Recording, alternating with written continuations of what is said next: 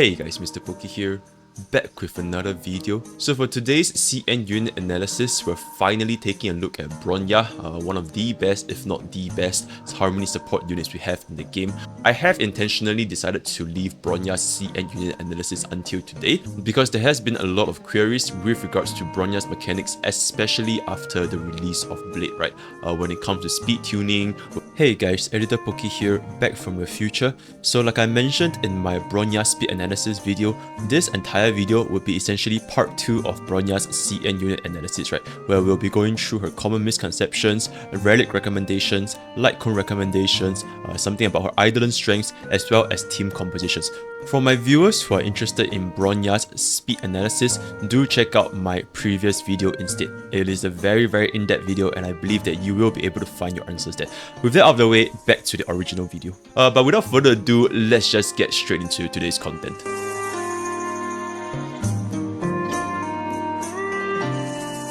Regarding Bronya's forward, she is of course our undisputed top tier harmony support, right? Because Bronya's extra turn mechanic coupled with damage percentage buff, attack percentage buff, as well as crit damage buff, it is quintessential, right, for any DPS in Honkai Star Rail. An extra turn mechanic within a turn-based game is always gonna be extremely beneficial, right? So yeah, if you guys have put Bronya, be rest assured that she can pretty much fit into every single team comp, right? There is no DPS that would not require Bronya, pretty much, right? With the release of 1.2, the new Messenger Traversing Hackerspace, it removes the gatekeeping of hyper-speed Bronya, right? Allowing more players to achieve 160 speed more easily. Why is 160 speed the soft spot, right? It is because if you take a look at our speed sheet over here, 160 speed is the speed required to allow for a unit to go 4 times by the second turn, right? And it also allows you to hit the next threshold, which is above 156. It allows you to go 7 times within 4 turns, right? So that's why 160 speed is known as the hyperspeed Bronya, and with the release of the 2-piece speed set, players can much easily reach this threshold, right? So since 1.0, like I mentioned just now, Bronya's Relic and Lightcone recommendations are generally fixed, right? We just try to get as much crit damage as possible while deciding how much speed requires depending on one of the 2 paths, right? Slower and faster.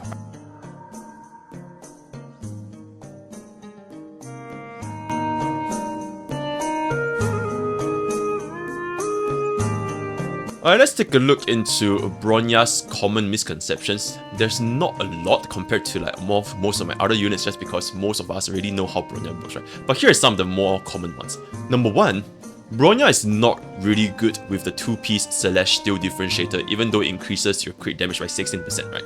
And this is because there isn't a very big loss, even if she lacks the crit damage. So in comparison, the actual translated crit damage that is provided to her ultimate from 16% crit damage with Celestial, it is only 2.56%, right? Because at level 10 Bronya's ultimate, it is 16% of Bronya's total crit damage, which in the grand scheme of things, 2.56% crit damage is extremely negligible, right? It is essentially less than 1 roll on crit damage. On the other hand, the new Broken Kill, it is miles better than Celestial differentiator, miles better, right? It provides 10% crit damage to your entire team, which includes your main DPS, and it provides 10% crit damage to herself, right? Which translates into another 1.6% to the entire team.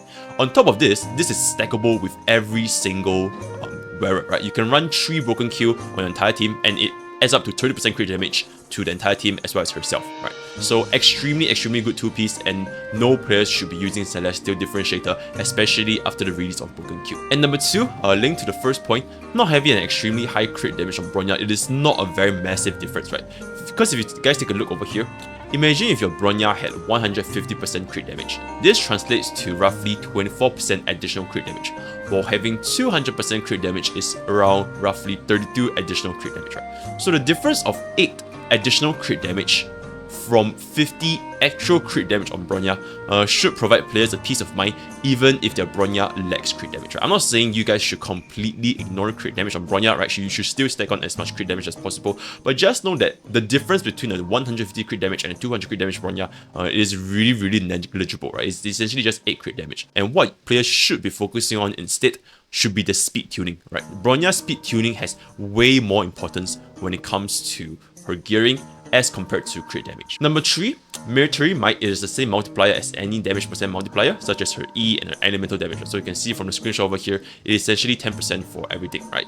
It is not the same as damage taken, right? Increased damage taken, such as Zero Wolf's Lightcone and Welt's ultimate, right? But this is pretty much very straightforward. Number 4, Bronya's E4 is not a simple increase in DPS, but it's an extremely potent energy regenerator, right? Because this follow-up attacks from Bronya's E4, it generates 5 energy. And although this only triggers once per Bronya's turn, it still helps quite a bit with regards to energy threshold, which we will come to see later on in the video, right? So take note that E4 is actually really good on Bronya. It is not just an additional hit. And lastly, for number 5, Bronya's E1 does not have a guarantee that it will generate skill points despite being 50%, right? So there is a chance that players might actually go consecutively, repeatedly without generating their skill points, right? You keep failing the 50-50 over and over again, and she just doesn't generate skill points, right? There is no guarantee that Bronya will generate skill points for you. But that is essentially it for Bronya's common misconception.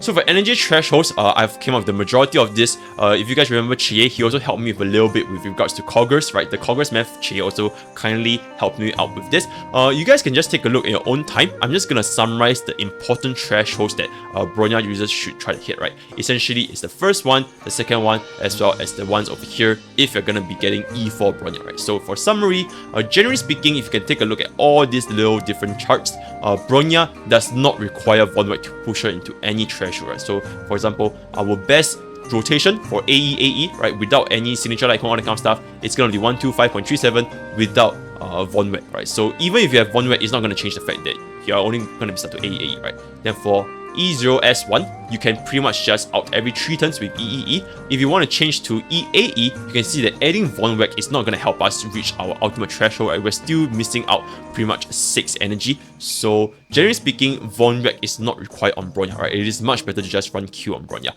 The only exception is E4S1, right? If you're going to be doing E4S1, you can in fact use Von Weck to help you achieve a permanent 3-hour uptime when you're using AE, right? So for example, this AEA, you're gonna be doing the 120.96, and then your next rotation is gonna be EAE, which you're definitely gonna hit at any threshold, right? Because EAE, you're getting 122.93, right? However, if you're somebody that, even though you have E4, and you have S1, if you're going to be continuously casting Bronya's skill, right, you're going to be permanently spamming Bronya's skill, then it will be just much better to just stick with Q instead, right? Because Q does allow you to just out every 3 turns as per normal, right? Another note for this is that our Bronya's E4, it triggers once per her own turn, right? So how this works is essentially, it's like a March 7 counter, right? March 7, whenever ally takes a hit when they have a shield, March will retaliate with a hit. For Bronya, it's essentially just 1 hit per unit turn. It is not every single time an ally's turn happens, then Bronya will counter attack, because that will be pretty much broken, right? It is only once per turn, but it's still very nice, right? This is basically a free +5 energy.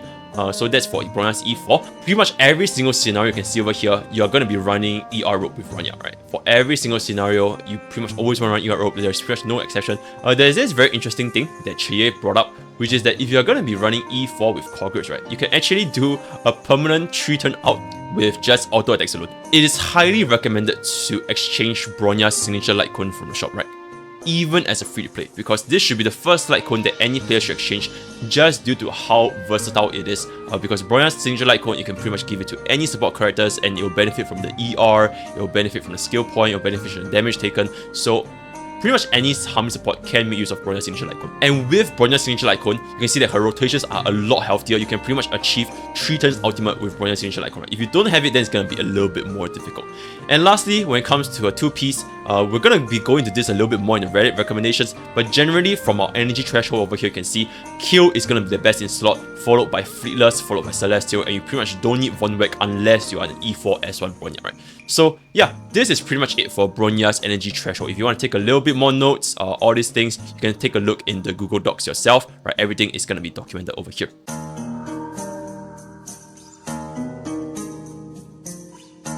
Now, when it comes to Bronya's Relic Recommendations, as per version 1.2, most CN Bros guides didn't really include the new sets, but the general consensus are that, right? Hacker Space and Q are excellent sets for Bronya, not just for Bronya, but for pretty much every single support and sustain units. You pretty much want to run the new sets, right? Because, like I mentioned earlier on, new 2P set is excellent because Bronya always requires the speed, irregardless of fast Bronya or slow Bronya, right? Because even for slow Bronya, you do need to try to speed tune to ideally to 134, and the new Hacker Space is gonna allow us to hit this a lot easier, right? Our alternative 2-piece, other than the Hacker Space, doesn't really have any preference. You can use Longevous or you can use Guard to increase your survivability, or you can use Wind of Musketeer to increase the DPS, though generally the DPS for Bronya is not really recommended, right? So 2-piece Longevous or Guard is gonna be ideal. If you want to run 4-piece on Bronya, like 4-piece Hacker Space, it is also possible, but just keep in mind that this additional speed buff, it might ruin your speed tuning, especially when you're doing slow Bronya, right? Because slow Bronya, your margin for error is really small. So that's why generally I don't really recommend players to run 4-piece speed on Bronya, just because it might ruin speed tuning. But if you're gonna be running fast Bronya, right, where you don't really care for speed tuning, then 4-piece speed is gonna be the best in slot for pretty much, right? Win 4-piece was and still is not a good choice for slow Bronya, right? Similar to our new 4-piece, it messes up our speed tuning, especially with Bronya's action value boost, right? So Win 4-piece is generally not recommended for slow Bronya. Though, of course, it is a decent choice for fast Bronya or hyper speed Bronya to go even faster. But just because of how annoying it is to farm Win set, because the other alternative sets, Ice Dungeon, generally speaking, farming for the new 4-piece is just going to be a lot more efficient, right? However, if you already have a very nice Win 4-piece, it will be only recommended if your Bronya can out every 2 or 3 turns, right, to increase the action value uptime. Now, when it comes to Bronya's 2-piece, which is the Planar sets, Q is excellent, right, because it provides crit damage buff, and like I said, all the way at the common misconception, the Q set is just overall an excellent 2-piece, crit damage buff for itself, for entire team, as well as effect rest is just generally a good subset to reduce the chances of crowd control, right? Celestial, like I mentioned earlier on, is just not a good set, pretty much. Now, one bonus set that CN Bros managed to cook up, right? Some CN Bros actually recommend running a 4-piece healer set for Bronya, just for the extra 1 skill points, right? So why do some CM Bros recommend this? It is because a lot of them are Welch, right? They're trying to 0-turn clear MOC, all that kind of stuff. So every single skill point matters, especially when trying to speedrun content, right? So personally, wouldn't recommend this, especially with the Hacker Space. The 4-piece healer is really just for the absolute min-max. You really need that +1 skill points for some like crazy theory crafting 0-turn clear cycle. But generally speaking, I wouldn't recommend the 4-piece set, right? So in summary, our 4-piece is gonna be Ego / Hacker Space if you're gonna be running fast, yeah. If you're gonna be slower, I do not recommend Ego Hacker Space 4-piece, right? Because it does messes up your speed tuning, right? Other than this, your 2-piece, 2+2 is gonna be Hacker Space plus Guard / Longevous, right? So this is gonna be a 2+2 for Sloya, for Plaza, for everybody, right? Then for your 2-piece, for your Planar set, it's gonna be Q over Fleetless over Celestial. Then for your main stats, it's pretty much self-explanatory, right? Crit damage on your chest, speed on your boots, ER on your rope, and win % or HP percentage on your sphere, right? Win percentage is just if you want to do a little bit more damage, but generally speaking, I'll still recommend HP, right? So HP is gonna be the priority over here. Then for the subsets, it's pretty much self-explanatory, right? You want speed, right? Speed is gonna be our #1 priority on Bronya, right? You don't really care for crit damage that much more than speed, right? Speed is gonna be #1 priority, followed by crit damage, followed by effect rest, followed by HP / defense. So this is pretty much very self-explanatory for Bronya's subsets.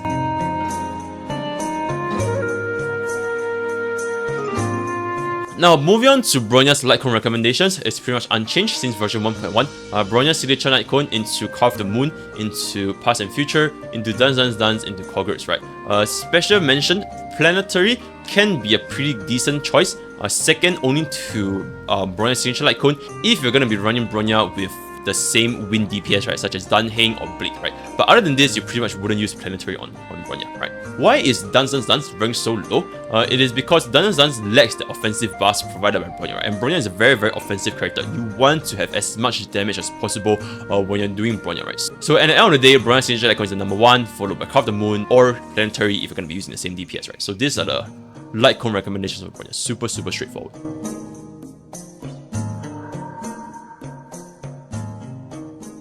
Now, when it comes to the will section for Eidolon strength, Bronya has one of, if not the best Eidolons amongst all the standard banner units, right?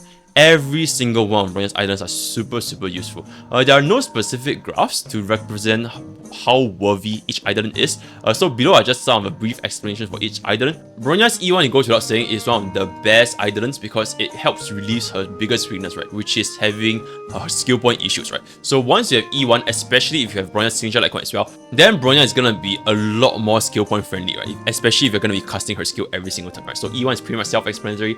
E2, alright, it gives your DPS a speed buff. It is not really good for hyperspeed Bronya because if your DPS goes faster, then a hyperspeed buff is gonna be a lot less impactful, right. So generally speaking, this DPS speed buff, it is only very beneficial if you're going to be running a slow Yard, right? Slow Bronya does benefit from a DPS going faster a little bit, right? So excellent for slow Yard, not really good for hyperspeed Bronya, right? E4, as mentioned earlier on, it does provide +5 energy per follow-up attack, right? Every single time an ally hits a win weakness. Only once per Bronya's turn, right? So think of it as a March counter, but only one follow-up. Not extremely insane, but this +5 energy per Bronya turn is definitely going to help us with regards to Bronya's energy thresholds, right? And lastly, Eidolon 6 is just absolutely insane Eidolon, right? Because our skill now lasts twice, so it opens the door for Fasia having permanent skill uptime despite having AE, right? So our DPS is always gonna have Bronya's damage buff. Also, it enables units like Jingyuan's Lightning Lord to have Bronya's buff, right? Because now Bronya's buff lasts 2 turns, right? So essentially, 1, 4, 6 are gonna be the extremely useful Eidolons. Just good to know, right? Because even if you are Will, we don't really have a Bronya banner, right? So if you do have multiple Bronya's Eidolons, this is just a good to know.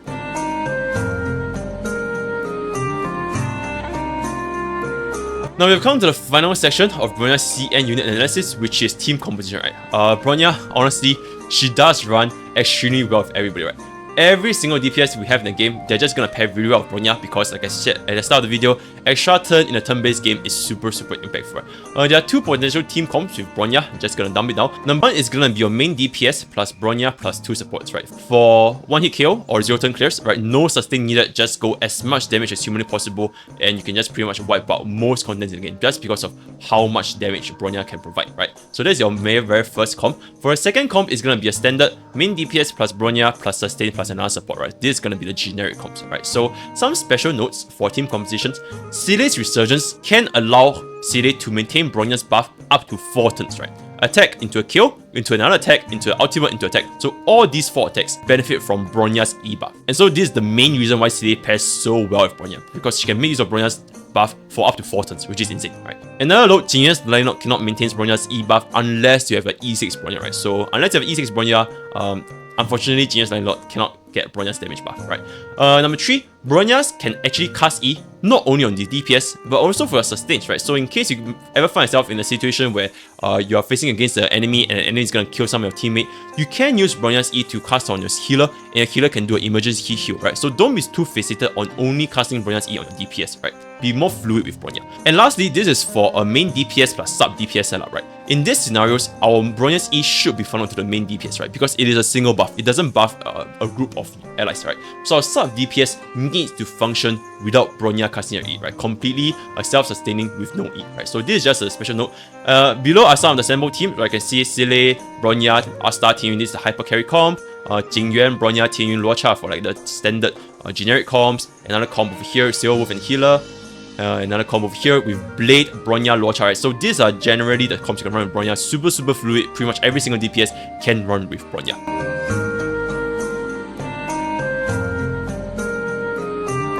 So yeah, with that, we have come to the end of today's content. Hope you guys managed to enjoy this, especially the part with Bronya speed tuning. I really spent a lot of research trying to come up with the best possible analysis to give you guys what kind of speed do you want for Bronya, right? So yeah, that's all I have for today, and I'll see you guys next time. Take care.